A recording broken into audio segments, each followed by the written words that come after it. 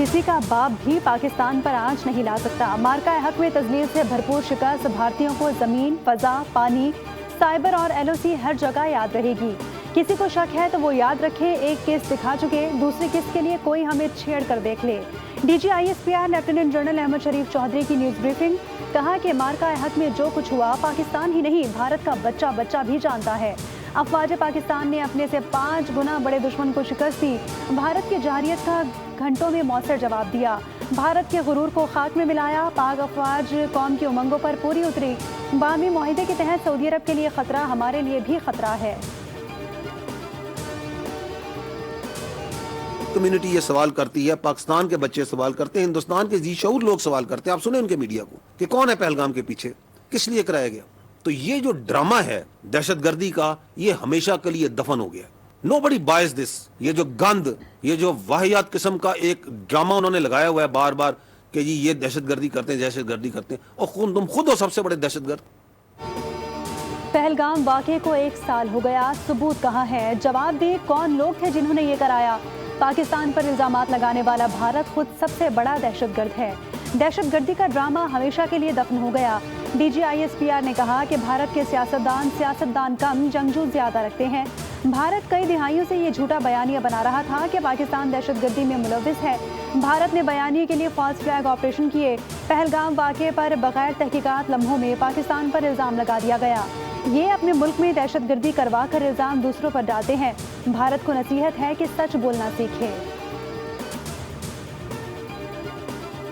हमने छोटी सी झलक दिखाई है इन मल्टीपल डोमेन्स। इसकी भी एक छोटी सी झलक आपको 14 अगस्त को फिजिकली भी देखेगी कौम। वो हम आपको बता चुके हैं कि अब की बारी जो है फिर हम पीछे से हिसाब शुरू करेंगे। वो पीछे जहाँ से आगाज होता है ना इनका, तो वहां से जब शुरू करने आएंगे, बराबर करते आएंगे, आइंदा मुंह से कराची का नाम लेते हुए घबराएंगे। तो ये किसी किस्म की जोन सी है ना, ये परेशानी जोन सी है किसी के ज़हन में अगर है या कोई खुशफहमी है किसी के ज़हन में, इसको रियलाइज करवाना हमारे लिए मिनटों की गेम है। ले गंदी जबान से अपना नाम कराची का, देखे करते क्या है कराची वाले पहले इनके साथ, बाकी तो छोड़े।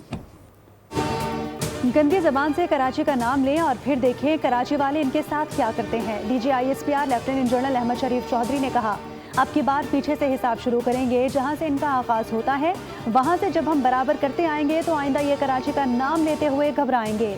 किसी के जहन में अगर कोई खुशफहमी है तो वो दूर करना हमारे लिए मिनटों का काम है। सबके बात है कि पाकिस्तान में जो दहशतगर्दी है वो हिंदुस्तान के मैप पे की जा रही है और वो अफगानिस्तान बेस ऑफ ऑपरेशन के तौर पे इस्तेमाल हो रहा है।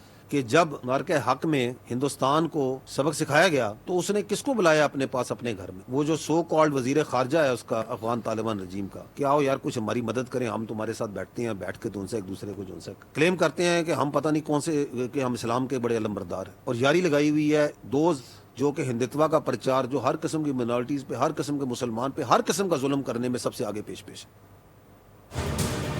भारत को सबक सिखाया तो उसने नाम निहाद अफगान वज़ीर ख़ारजा को बुलाया। नाम निहाद इस्लाम का प्रचार करने वालों के हिंदुत्व का प्रचार करने वालों से यारी है। ग़ज़ब लिल हक़ से सरहद पार सलाहियत कम हो रही है। लेफ्टिनेंट जनरल अहमद शरीफ चौधरी ने कहा कि पहली बार दहशतगर्दी के वाक़यात कम हुए। पाकिस्तान में दहशतगर्दी भारत की ईमा पर हो रही है।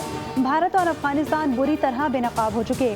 कुफ़ार के साथ मुआहिदा और इस्लामी मुल्क पर हमला इनके लिए जिहाद है। खारजी नूर भली कई साल से इस्लाम के नाम पर लोगों को बेवकूफ़ बना रहा है।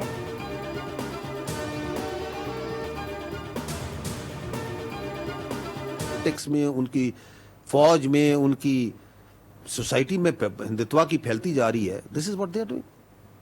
पता नहीं कौन से संदूर की तैयारी कर रहे हैं। ये संदूर से निकलते क्यों नहीं? कोई मर्दाना नाम रख लो। ये संदूर तो खवातीन को लगाया जाता है। ये सिंदूर से निकलते क्यों नहीं? सिंदूर तो खवातीन को लगाया जाता है, कोई मर्दाना नाम रख लो। भारतीय फौज को प्रोफेशनल फौज बनने दो। डीजी ISPR ने कहा कि भारतीय मीडिया ने मार्का हक में और उसके बाद आवाम को अच्छी एंटरटेनमेंट फराहम की। भारतीय मीडिया ने लाहौर में पोर्ट बना दी। नेवी वाले भी पूछते हैं कि लाहौर में पोर्ट कहाँ है। ये कभी अखंड भारत का नारा लगाते हैं तो कभी कहते हैं कि ये कर देंगे, वो कर देंगे। कोई मसला नहीं, भारत अगले पिछले दोनों सिंदूर की तैयारी कर ले। हम इस वक्त भी तैयार थे और आज भी तैयार हैं।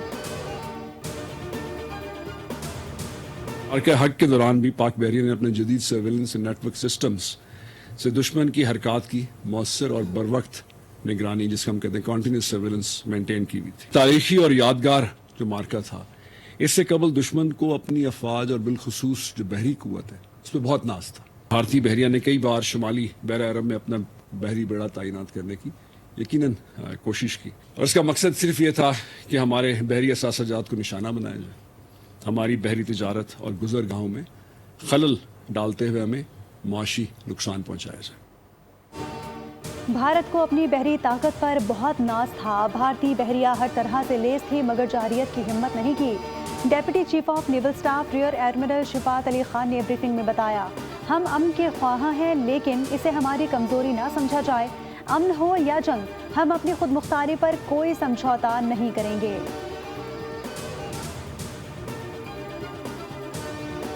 So targeted Indian data centers, affecting their digital space, کی ڈیٹا جو تھا اس کی ڈیلیشن، جس نے کہ انٹائر جو ملٹری آپریشن کا جو ریکوائرمنٹ تھی اس کو کافی حد تک کرٹیل کر دیا. اور ود ان منٹس ہم نے دیکھا 4 رفیل، 1 سو-30، 1 MiG-29، 1 میراج 2000 اور ایک ایکسپینسو ملٹی رول جو ہے وہ انمینڈ ایریل سسٹم ان کا وہ گرا. مجھے کہنا پڑے گا کہ اب ہم 8-0 پہ ہیں. پاک فضائیہ نے بھارت کے 7 جہاز گرائے. ہم نے بھارت کا ایک بغیر پائلٹ طیارہ بھی مار گرایا. اب ہمیں پہلی بار کہنا پڑے گا کہ ہمارا اسکور 8-0 ہے.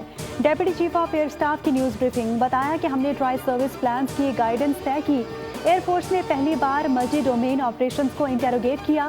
ہم دشمن کے ڈیجیٹل فٹ پرنٹس کو مانیٹر کر رہے تھے. بھارت کو اپنی فورس کو ری الائن کرنا پڑا. دشمن ہمارے بارڈر کے قریب آنے کی جرت نہیں کر سکتا تھا.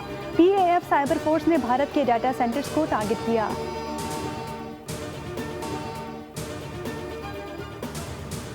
Haq has great significance in the history of Pakistan Air Force, as indeed our country. Despite being outnumbered, ladies and gentlemen, Pakistan Air Force fought aggressively, denying enemy the opportunity to enter into our airspace. Within minutes, multiple Rafale jet, Su-30 MKI, Mirage 2000, MiG-29 and multi-million-dollar unmanned system was shut down.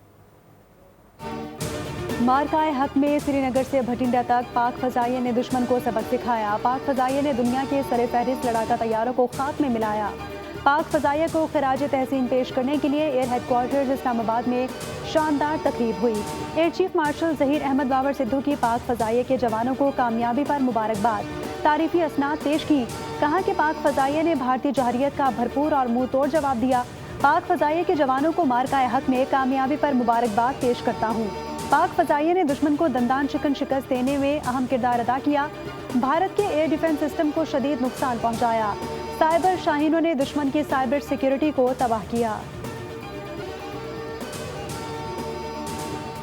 4 school بن رہے ہیں، وہاں پر بچیوں کو free education ہوگی، وہاں پر ان کی کھانا پینا فری ہوگا، یونیفارم فری ہوگی، ای لائبریریز ہوں گی. یہ جو آپ کو لیپ ٹاپ دیے گئے ہیں اس کا بھی یہی میرٹ ہے، اور آپ پاکستان کا فخر ہیں.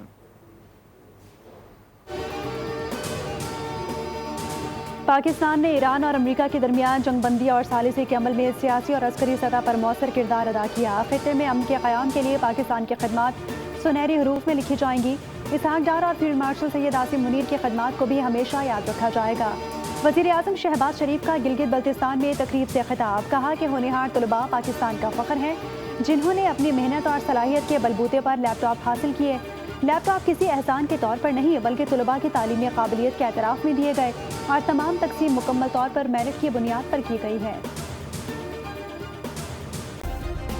سبسکرائب کریں اور بیل دبائیں تاکہ کوئی خبر رہ نہ جائے.